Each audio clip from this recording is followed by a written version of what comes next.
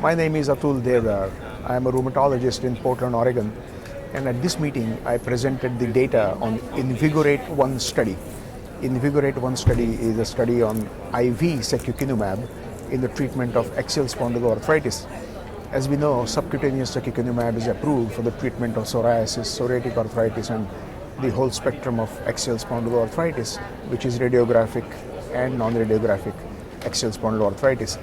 And now we have completed an intravenous Secukinumab study for the treatment of axial spondyloarthritis.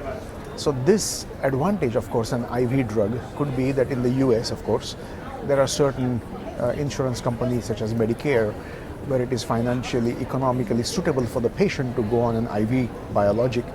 And secondly, IV molecules are generally weight-based. So for a bigger size patient, IV biologic can be better than subcutaneous because it is weight-based. So this was a study done on patients who were diagnosed with axial spondyloarthritis, both radiographic and non-radiographic, and they had to have been classified according to the ACR classification criteria, and they had to have active disease. So active disease for radiographic axSpA is Basdime more than 4 and back pain more than 4.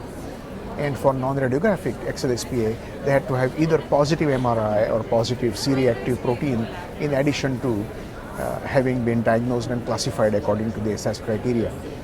And there were total 526, large study, 526 patients, equally divided between placebo and IV Secukinumab, about 260 each in the two groups. The dose of IV Secukinumab used in the study was at the baseline, it was 6 milligram per kilogram at baseline, and then 3 milligram per kilogram every 4 weeks. And placebo, of course, continued on placebo up to week 16, when the primary endpoint was ASAS-40 response. And after week 16, all the placebo patients rolled on to receiving IV Secukinumab, but they received only 3 milligram per kilogram, did not get the 6 milligram per kilogram loading at that time. The primary endpoint was ASAS-40, as I said, and it was 41% in the active group compared to 23% in the placebo group, and the study continued for up to 52 weeks.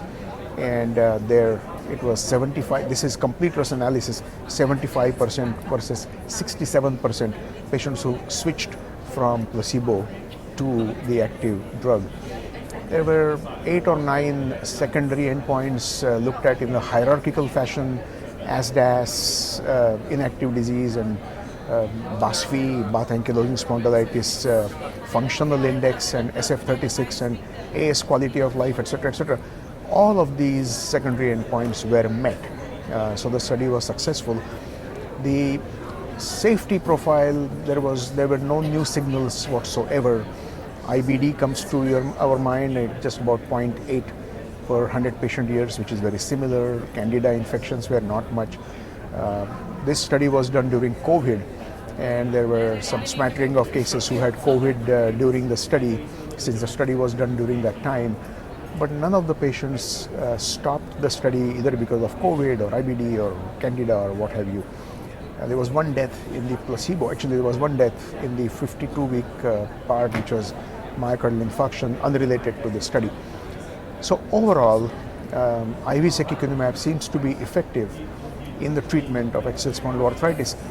The interesting news is on 8th of October of this year, FDA approved the IV Secukinumab for psoriasis, psoriatic arthritis, and axial spondyloarthritis.